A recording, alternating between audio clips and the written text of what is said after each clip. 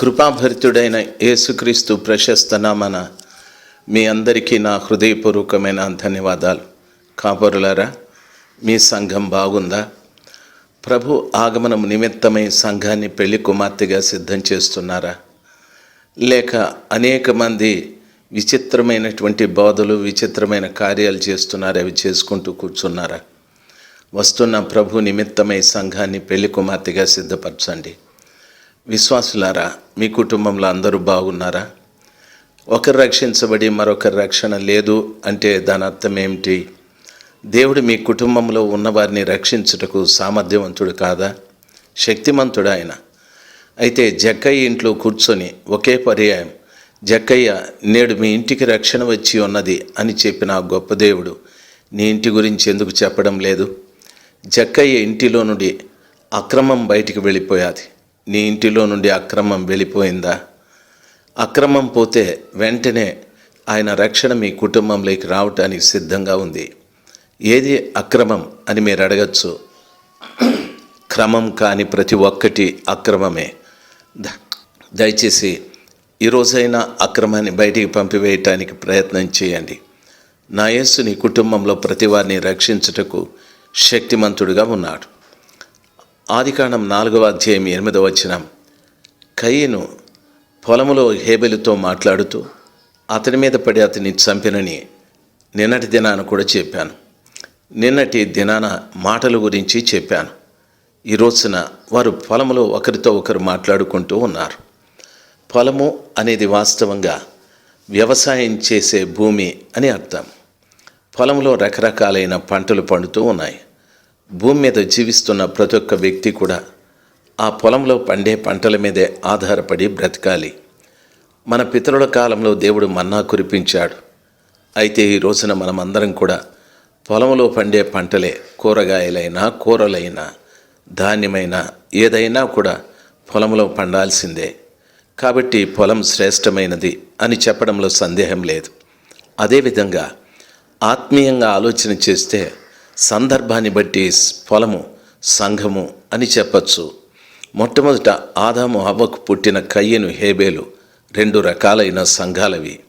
కయ్యనుదొక సంఘం, హేబేలుదొక సంఘం. కయ్యను సంఘంలో పండిన పంట కొంత దేవునికి అర్పణగా అర్పించాడు. దాని అర్థం మీ సంఘంలో కొంతమంది దేవుని నమ్ముకున్నారా? అందరూ లేదా? ఆ సంఘంలో ఉన్నవారిలో ఏ 5 మందో 10 మందో రక్షించబడ్డారా? ఏ 5 మందో 10 మందో మారు మనసు పొందారా? పరిశుద్ధాత్మ పొందారా? దేవునికి ఇష్టంగా జీవిస్తున్నారా? మీ అర్పణ అనగా మీ సంఘం దేవుని ఆగమనపు దినమున ఎత్తబడ్డం చాలా కష్టం. లేక మీ కుటుంబంలో ఒకరు రక్షించబడ్డారా? మిగిలిన వారు రక్షించబడలేదా? ప్రభు ఆగమనపు దినమున కొంత అనేది దేవునికి ఇష్టం లేదు. అంతా నీ కుటుంబం అంతా, నీ సంఘం అంతా కూడా మార్పు చెంది ఉండాలి. హేబేలుది చూడండి, అదొక సంఘం. అందులో కురివిన వాటినన్నింటినీ ఆయన దేవునికి అర్పణగా అర్పించాడు. అనగా దాని అర్థం ఆ హేబేలు యొక్క మందలో క్రొవ్వినవి ఉన్నాయి.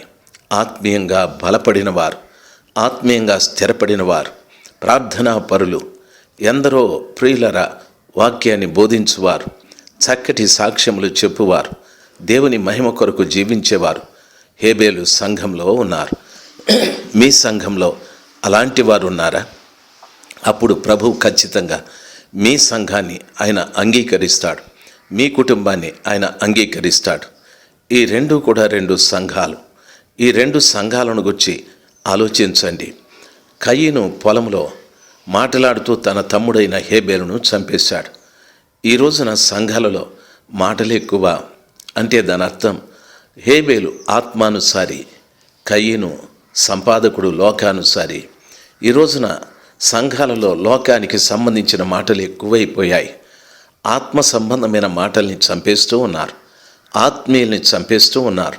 వింటున్న దైవ జనాంగమా, మీ సంఘంలో చూడండి, లేక మీ కుటుంబంలో చూడండి, లోక సంబంధమైన మాటలే ఎక్కువ ఉన్నాయి కదా, లోక సంబంధమైన కార్యాలే ఎక్కువ ఉన్నాయి కదా. ఆలోచించవలసిన విషయం.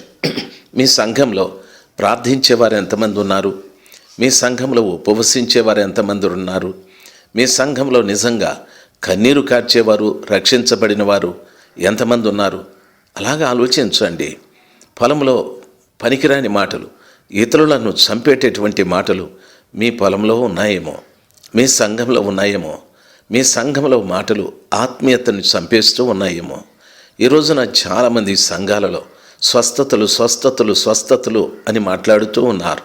స్వస్థత శరీరానికి కానీ ఆత్మకెప్పుడు స్వస్థత కలుగుతుంది? యేసుప్రభుల వారు వచ్చేది మీ శరీరాలను తీసుకెళ్ళటానికి కాదు కదా, మీ ఆత్మల్ని తీసుకెళ్ళటానికి కదా. ఆ కృపగల దేవుడు వచ్చేది మనము మహిమా దేహాలు కలిగి ఆయనతో పాటు వెళ్ళటానికి కదా. ఎంతసేపు స్వస్థతలు చెప్తూ ఉంటే నీవు సంఘాన్ని ఎప్పుడండి ప్రభువు రాకడలో ఆయన పెళ్లి భార్యగా సిద్ధపరిచేది? కాస్తైనా మీకు తెలివి ఉండాలండి. అమాయకమైన ప్రజలందరినీ పోగు చేసుకొని నా దగ్గరికి 1,00,000 వస్తారు, 2,00,000 వస్తారు, 10,000 మంది వస్తారు, 50,000 మంది వస్తారని ప్రగల్భాలు మాట్లాడడం కాదండి. వారిని అందరినీ కూడా ప్రభు పెళ్లి భార్యగా సిద్ధపరచడం నీ వంతు. వారిని అమాయకుల్ని చేసి వారి దగ్గర సొమ్ము దోచుకోవడం కాదండి. దొంగల్లాగా వారి ఆత్మీయతని చంపి కయ్యనులాగా బ్రతకడం కాదండి. హేబేలు సంఘంలాగా మారాలండి. దయచేసి ఈ మాటలు వింటున్న ఏ సేవకుడైనా సరే నీకు తెలిసిన కాపర్లకు అందరికీ ఇది పంపండి. యేసు రాబోతూ ఉన్నాడు. ఆయన ఆగమనపు దినమున నీ సంఘం ఎలాగుండాలి అంటే ప్రభు అంగీకరించేటట్టుగా హేబేలు సంఘం ఉండాలి. చాలామంది ఆత్మీయతను చంపేసి శరీరానికి ఉపయోగపడే మాటలు మాట్లాడతారేమండి. పొద్దస్తమానం ఆశీర్వాదం ఆశీర్వాదం ఆశీర్వాదం అంటారు. ఆశీర్వాదాలు క్రొత్త నిబంధనలో ఎక్కడున్నాయండి? యోహాన్ అంటున్నాడు, ఏమంటున్నాడు తెలుసా? ఓ సర్ప సంతానమా, రాబోయే ఉగ్రతను గురించి మీకు బుద్ధి చెప్పిన వాడెవడు అని అంటున్నాడు. అంటే తన దగ్గరకు వచ్చే ప్రజలకు బుద్ధి లేదనా? ఉగ్రత వస్తుందని తెలుసుకున్నారు వాళ్ళు. దయచేసి వినాలి, బుద్ధి తెచ్చుకోండి అని చెప్పాడు. యేసుప్రభుల వారు అంటున్నారు, ఏమంటున్నాడు తెలుసా? నన్ను ఎవడైనా వెంబడించగొడితే తాను ఉపేక్షించుకొని తన సిలువెత్తుకొని నన్ను వెంబడించాలి అంటున్నాడు. మీరేమో అంటున్నారు సిలువ చేయండి, ఆశీర్వాదాలు ఉన్నాయి, ఆశీర్వాదాలు ఉన్నాయి. దయచేసి గమనించాల్సింది, ఆశీర్వాదం కొరకు ఒక రాత్రంతా యాకోబు ప్రార్థన చేశాడు. ఏం ఆశీర్వాదం అయింది? భార్యలు లేరా, పిల్లలు లేరా, ఉపపత్నులు లేరా, ఆస్తిపాస్తులు లేవా, గొర్రెలు లేవా, మేకలు లేవా, ఒంటెలు లేవా, గాడిదలు లేవా, పనివారు లేరా? అందరూ ఉన్నారు. ఎందుకు ఆశీర్వాదం అంటున్నాడు? ఆడు ఆ యొక్క ఆ ప్రాంతము దాటి ముందుకెళితే తన అన్నయ్యన ఏశావు చంపేస్తాడు. అంటే మరణం నుండి తప్పించుకోవడం ఆశీర్వాదం అండి. ప్రతి మనిషికి శారీరకంగా మరణం ఉంది, ఆత్మీయంగా మరణం ఉంది, నరకం ఉంది. నరకం నుండి తప్పించుకోవడం ఆశీర్వాదం. జనులారా, దయచేసి నోరు తెరిచి మీ మాటలు మార్చండి. ఆశీర్వాదం అంటే నరకం నుండి తప్పించబడ్డమండి. నీ ముందు అనేక మంది ప్రజలు కూర్చున్నారని ఎగిరెగిరి మనం మాట్లాడడం కాదు. ఏ మనిషి కూడా నశించిపోకూడదు, ఏ మనిషి కూడా నరకానికి వెళ్ళకూడదు అని ప్రతి వారిని కూడా వారిని ఉజ్జీవింపచేయాలి, మార్పు తీసుకురావాలి. నీ పొలంలో ఉన్న ప్రతి బిడ్డ కూడా ప్రియులారా గమనించవలసిన విషయం, నరకం నుండి తప్పించుకునేటటువంటి కార్యాలను మనం చేయాలి తప్ప లోకానికి సంబంధించిన విషయాలు ప్రజలకు చెప్పి వాటి మీద మక్కువ పెంచి పూర్తిగా మన జీవితాన్ని, వారి జీవితాల్ని నరకం వైపు పంపించేటటువంటి కార్యాలు దయచేసి చేయకండి. దేవుని వాక్యం ఆ రీతిగా సెలవిస్తుంది. ఈ రెండు సంఘాలలో కయ్యను సంఘమా మీది, హేబేలు సంఘమా? ఆలోచన చేయి. పరిశుద్ధ గ్రంథమైన బైబిల్లో చదువుకున్నట్లయితే ఆదికాండం 24:63 వచనంలో చూడండి, ఇస్సాకు పొలములో ధ్యానం చేయుచుండెనని వాక్యం సెలవిస్తుంది. తన కానయున్న భార్య ఒంటి మీద కూర్చొని వస్తూ ఉన్నప్పుడు, ఎలియాజరు తీసుకొని వస్తూ ఉన్నప్పుడు ఇస్సాకు పొలంలో ధ్యానం చేస్తున్నాడని వాక్యం సెలవిస్తుంది. నీ సంఘంలో ధ్యానముందా? దయచేసి గమనించవలసిన విషయం, రాబోయే పెళ్లి కుమారుడైన క్రీస్తు ప్రభుల వారి కొరకు ఇస్సాకులాగా ధ్యానం చేసేవాళ్ళు ఎవరు? నా ప్రియమైన వాళ్ళారా, ఇస్సాకు తన పెళ్లి భార్యని ఎలాగ ముఖం చూడలేదో నీవు కూడా మనకు వస్తున్నటువంటి పెళ్లి కుమారుడైన యేసు ప్రభుల వారి ముఖం ఎంతవరకు చూడలేదు. ఆయన వస్తున్నాడని తెలుసు. అయితే పొలంలో నీవు ధ్యానం చేయాలి.